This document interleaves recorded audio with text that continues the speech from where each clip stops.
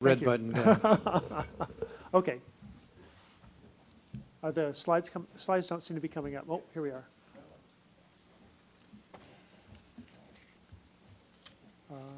Okay, there we are. So what I want to do is give a little bit of an overview of water storage in California. The main ideas are that water storage is part of a very large system and a lot of components that vary across a very diverse state. We have a lot of different uses, a lot of different places. They vary from year to year and the like. We use a lot of storage in California. We have 1,400 regulated dams in California, lots of really small ponds, and probably 80–90% of the storage is in the top 20 or so of these reservoirs, the surface storage. Not all storage is equal. People often talk about, oh, if I have an extra 100,000 acre feet or million acre foot here, it's the same as a million acre foot there. It's not that way at all. I like to think of storage a little bit these days. I find it easy to explain a little bit. If you think of it as a refrigerator in your household.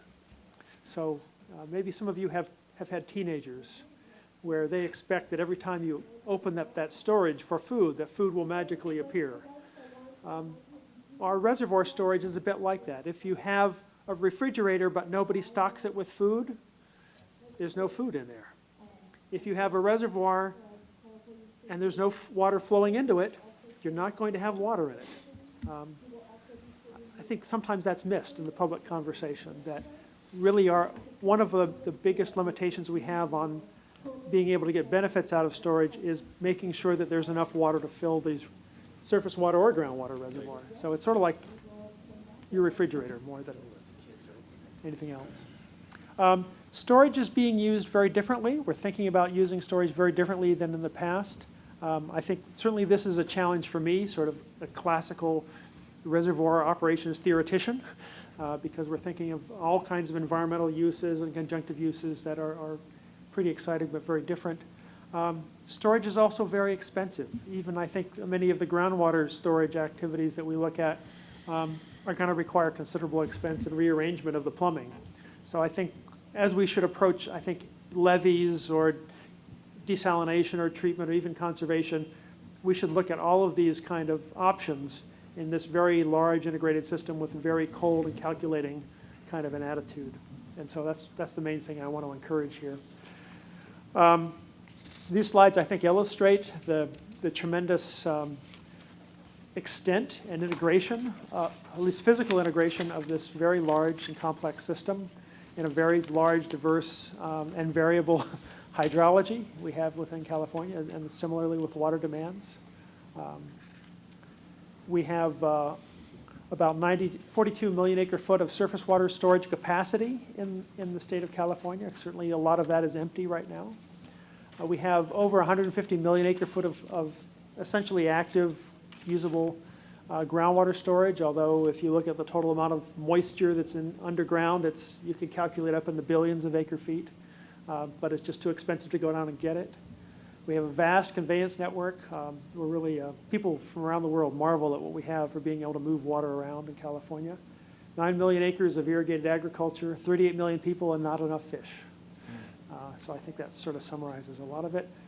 We use water storage primarily. It moves water in time. Just like your refrigerator, it keeps food available so it doesn't spoil. Well, here's a little chart that shows how we use storage to move water in time. This is the 1997 flood at Folsom. We moved that flood peak in time, so it was less damaging when we released it out the bottom. That's a very important role for storage in California. We'll forget it easily this year, but I did want to mention it. This is for water supply. We tend to have really two different kinds of storage, actually three. We have seasonal storage.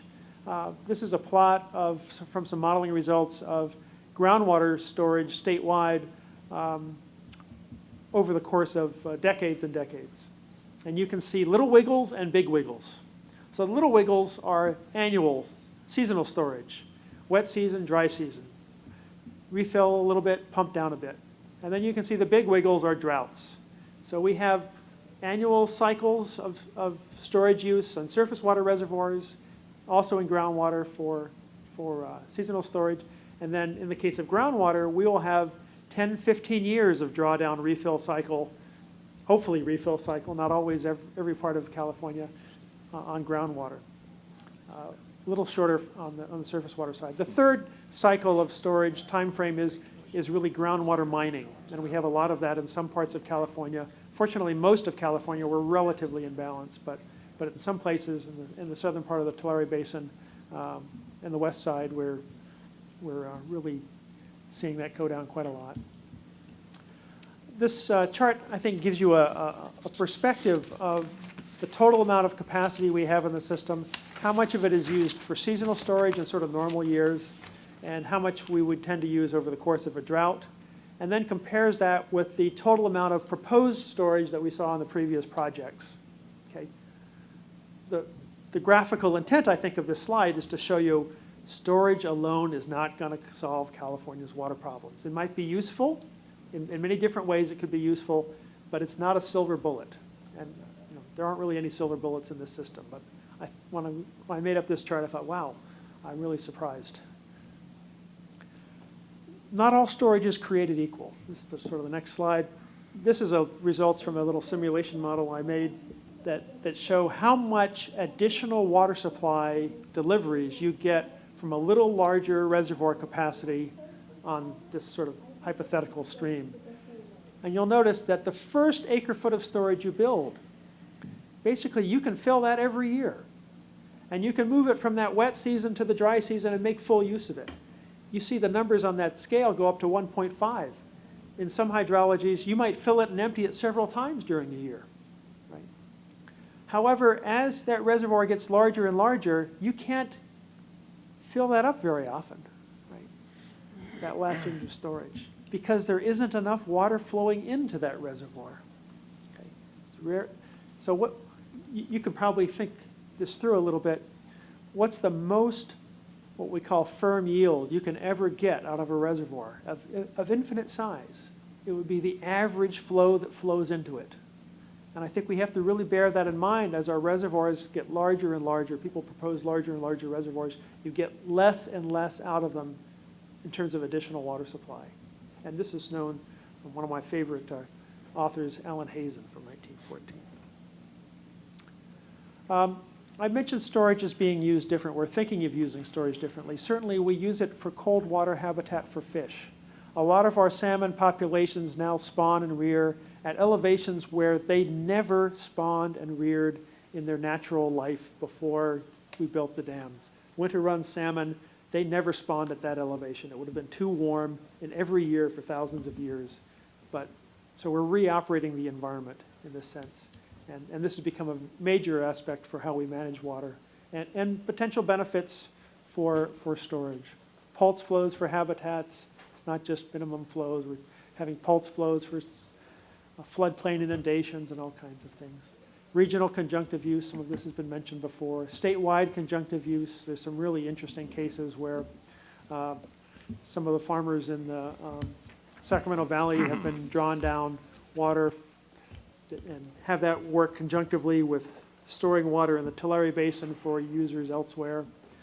A lot of market creativity has come up in the last couple of decades that has really been kind of interesting to see. It's very creative. Shay, if I could interrupt just Sure. with an off-the-wall question.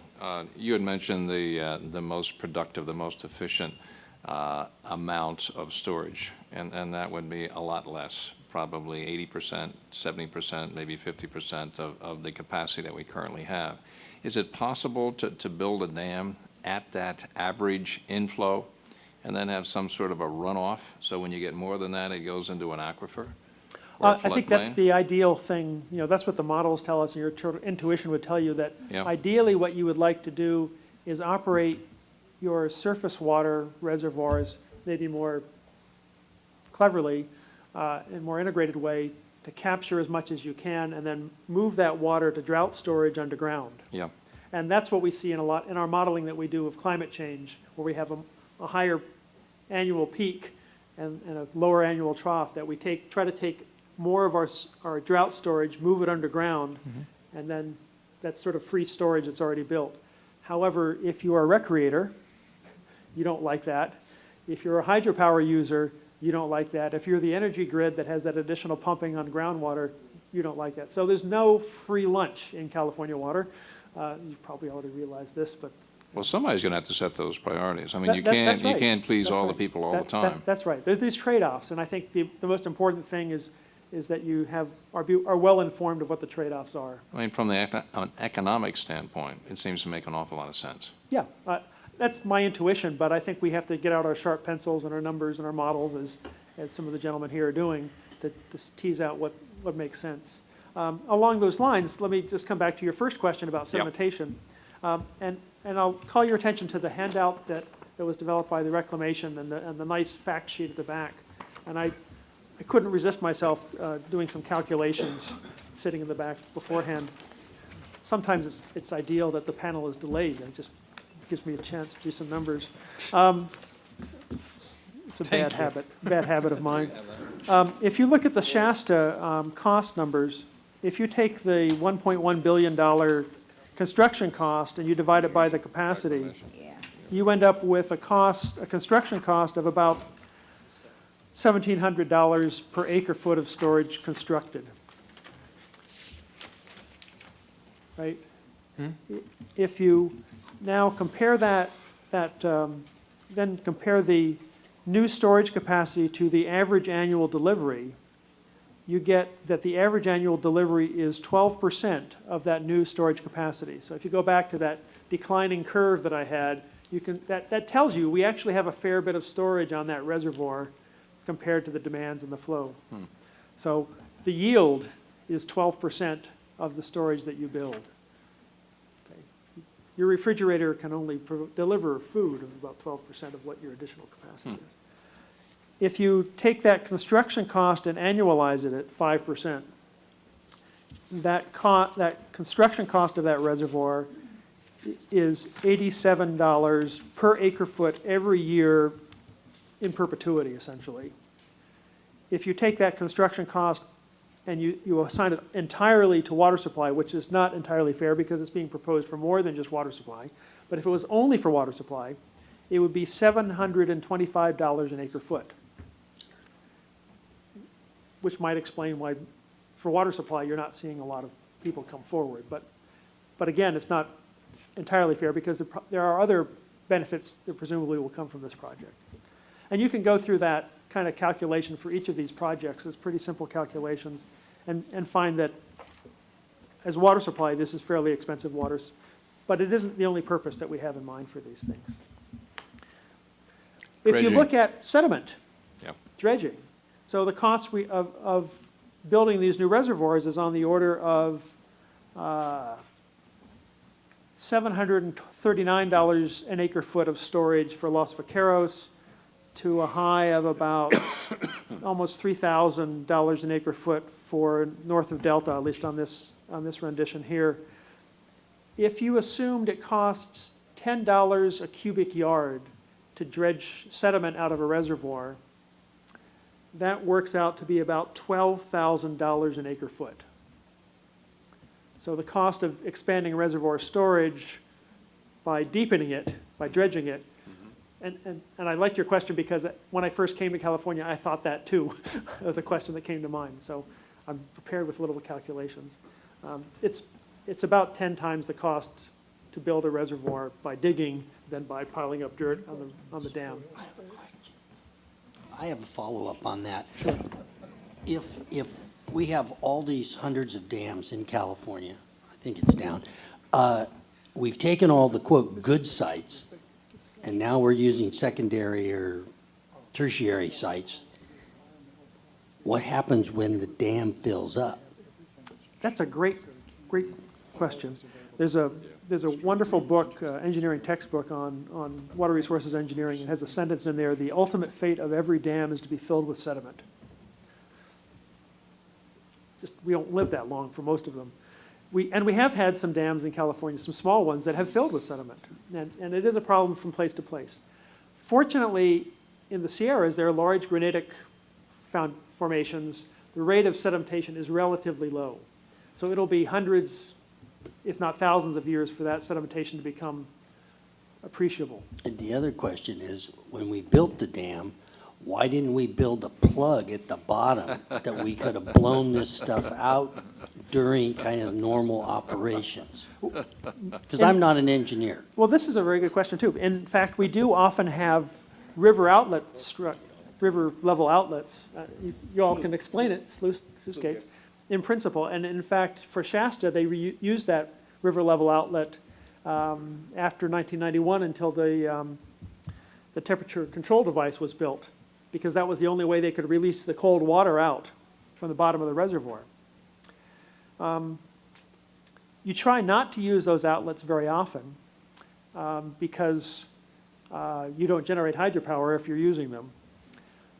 And so if you don't use them very often, they tend to, it also has a lot of pressure on it. So you really, you don't want to have it fail. If you open up a gate, there's always a probability that it's not going to close. If you open that plug at the bottom, you could drain the whole reservoir. The other problem with the plug idea for draining the sediment out is that most of the sediment falls out at the top of the reservoir. Okay? Imagine you're a piece of sediment, a piece of gravel or sand. You're being whipped down the river, and then you get to this lake. You drop out at the top of the lake, which might be miles and miles from the outlet at the dam. And so that's sort of stuck up there most of the time, except for the very fine pieces which don't take up so much space. Jay, does the sediment have any value? It does, and sometimes in I places. mean, the composition would change, I guess. Right, but you have to, you have to pick it up, and you have to truck it, and you have to weigh the cost of providing that aggregate. I mean, do you really have to truck it? I memean, can't you set up some sort of a conveyor system and just dig it and dump it at the end of the conveyor? Certainly, if you were doing it in great volume, you'd have to have economies of scale to do that. But anyway. I mean, like a mining operation. Right, Like but it has 10. to be a lot to make it worthwhile. But that could cheapen the cost as well. It could, but then you have to weigh it against the alternative costs that you have to be competitive against for other sources of sediment. One Anyway. final question on that same thing. On the Colorado, they do pulse flows to recreate beaches and environment. Right. Do our dams cause environmental damage below the dams because they're not getting that flow of material? And should we be doing pulse flows also? In some times and places, we might well. When we release the water from the dams for these pulse flows, they're often sediment starved because the sediment was trapped at the upper edge of the reservoir. And so it will scour out the part right below the dam to provide sediment further downstream. So it's that immediate reach or so right downstream of the dam that you tend to have that scour. And that's where it would be mostly a problem. In some places, we actually truck sediment in and dump it downstream of the reservoir. We do that for Englebright Dam, for instance. And it's been fairly successful, I think, for salmon spawning there. We could talk about sediment for days. Yeah, I don't want to prolong this anymore, but it would seem like an opportunity in times of drought where an awful lot of the sediment is exposed, and certainly make it easier to get out of there. That's And true. cheaper. That's true. Cheaper. That's true. And I think if you are going to dredge sediment, that now's the time. Let me move along. Don't let any crisis go to waste. That's right. So I mentioned we have a big system, and it's very connected. These are just some modeling results that we've done. This is a fun little model we've had for a few years that shows some things. And this one chart has way too many numbers on it, but I'm going to endeavor to try to explain it anyway.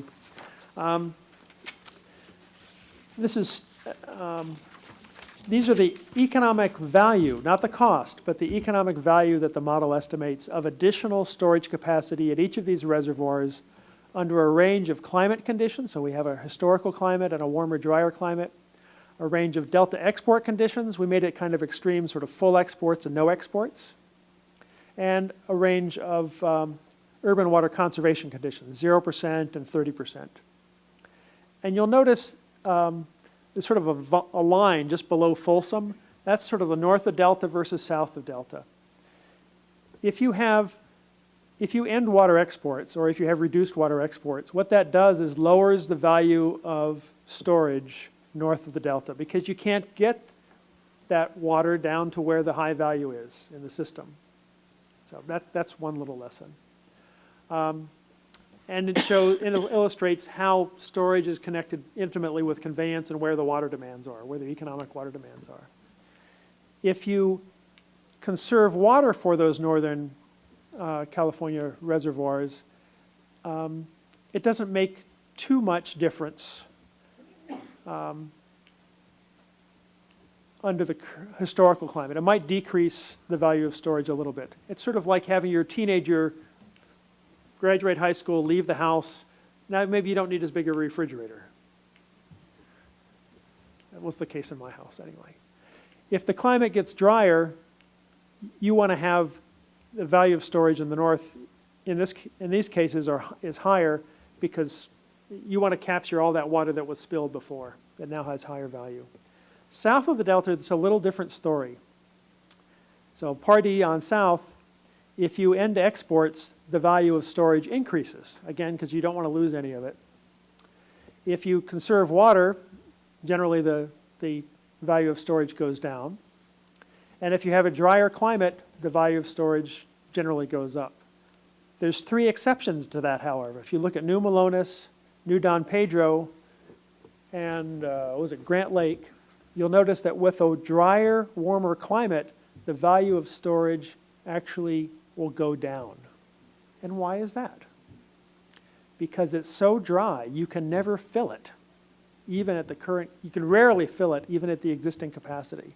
And so I think that illustrates how we always have to be careful about making sure we have enough water to fill the storage that we're considering, be it surface water or groundwater for that matter.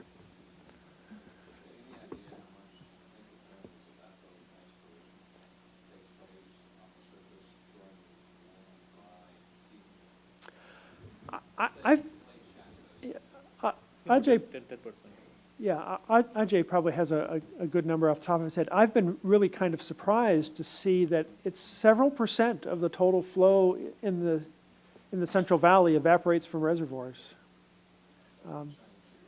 Right. So and it's something to consider when your operation. Actually, in underground storage also we lose about 10% of water. We cannot get back the same amount of water that we have put in. So there is 10% of water loss underground, and similar amount of water is lost in surface storage. So it's kind of a urban seepage you're talking about, or seepage generally? in a managed groundwater bank, when they put in water, and they can only get 90% okay, out of it. all right. It's about the same amount. Yeah. So just to move on, should we have more storage in California? Why? Well, you might get more water supply out of it, more flood control. We have some increases in water demand, certainly on the environmental side. Gives you more flexibility for integration. As a theoretician of water storage, as a reservoir operator, if you gave me free extra storage, I would always take it if it was free. But does that mean it's a good investment? Not always. I think that's the way to look at it. With a warming climate, we're going to have the snowpack effect. In some cases, that's very valuable for us to have additional storage because of the seasonal warming. In other cases, it's not so valuable because our reservoirs are already fairly large, and a week or a few weeks or a month or so of acceleration in the runoff, we can already capture most of that already. And in terms of climate warming, we also are going to have some really interesting problems with water temperature and salmon and other cold water fishes. Why not?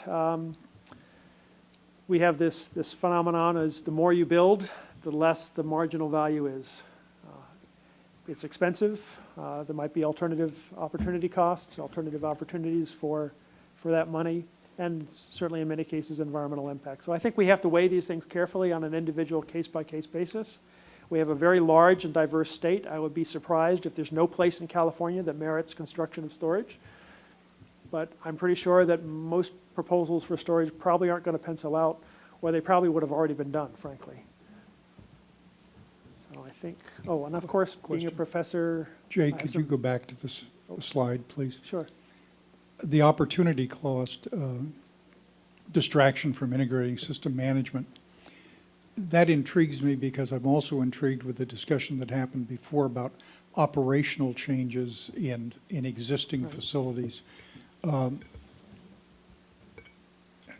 Have you tried to balance the ability to have more available water during dry times from reoperation of existing facilities compared to development cost of expanded facilities? Does it even work as an analytical tool?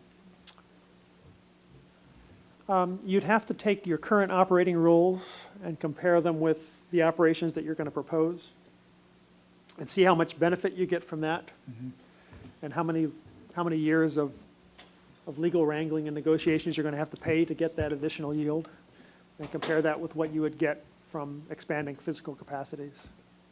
But that would be my... Yeah, what we are finding out in the system reoperation study, in the initial part of the study, is that the existing reservoirs are quite optimized. And they're very well, much regulated. And if you take, say, 200,000 acre feet from Oroville, it starts impacting some other benefit. Like we have loss of cold water pool.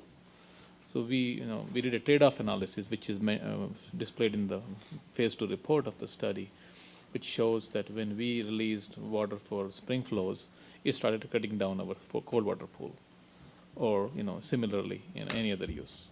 So we have very limited flexibility left in the system. But if we add storage, meaning what we did is we took ground surface water, when it was surplus, we carried that and saved that into groundwater. And then basically we had banked this water and we aggressively operated this amount of water, and when it didn't fill, then we went back and took it out of the savings account. So only then we were able to increase benefits, meaning store it somewhere else, and which was in ground. And in ground, another thing we're finding is we have limited capability to put water into ground in a short amount of time. You got to capture it in the surface reservoir and then trickle it down slowly. So that's another limitation. That comes back to one of your earlier questions, the big difference between surface water and groundwater. If you have a reservoir located on a stream, you can capture water real quick if there's water in that stream. Whereas if you're trying to get water into an aquifer, you got to shove it through the ground first to get it down there. So you either have to have a prolonged flood or a big spreading basin, or you have to have a surface water reservoir that's going to capture it for you, and then arrange your plumbing and your land uses to move it underground. So there's a lot to be said for making the system, pieces of the system work together. What's the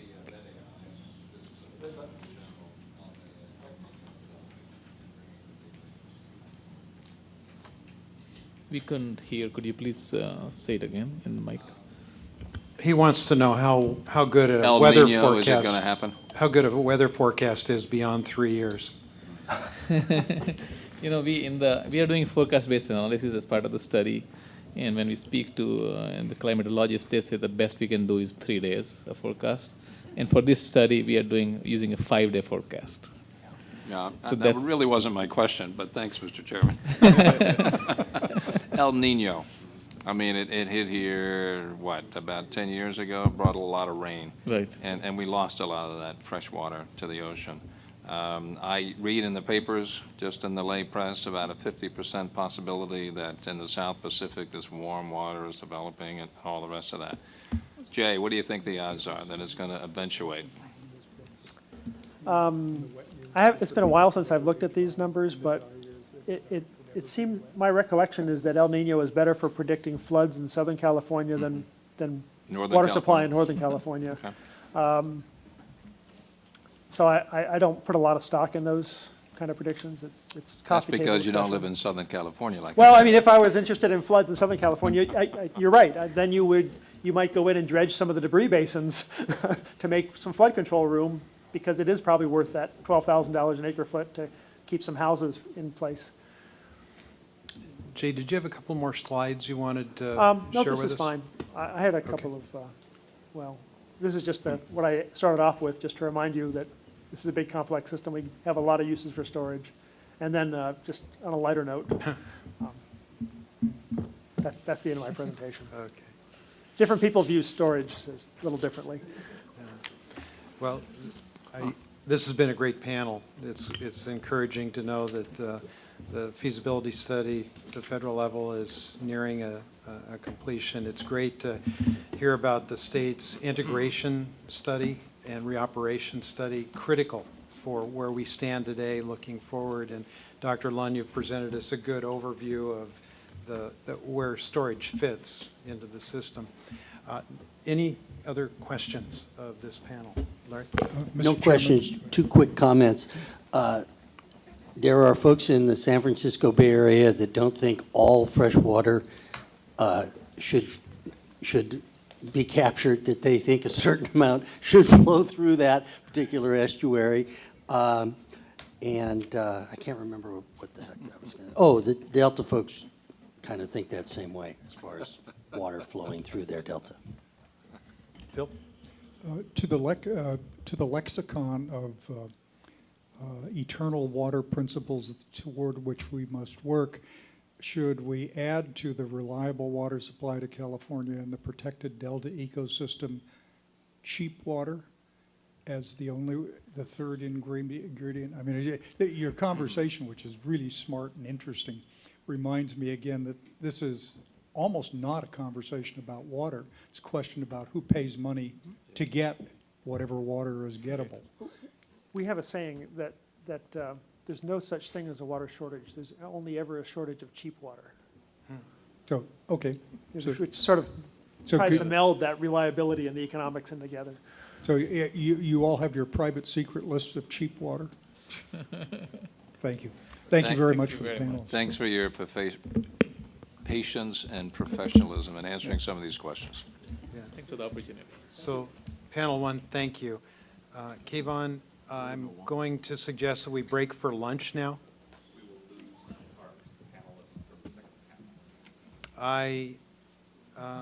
You okay, Sue? Danielle, you okay? Okay, we're going to break now. Sorry, Kayvon. We're going to break now and recess until 1:20. 1:20. And we'll pick it up with panel two at 1:20. Thank you.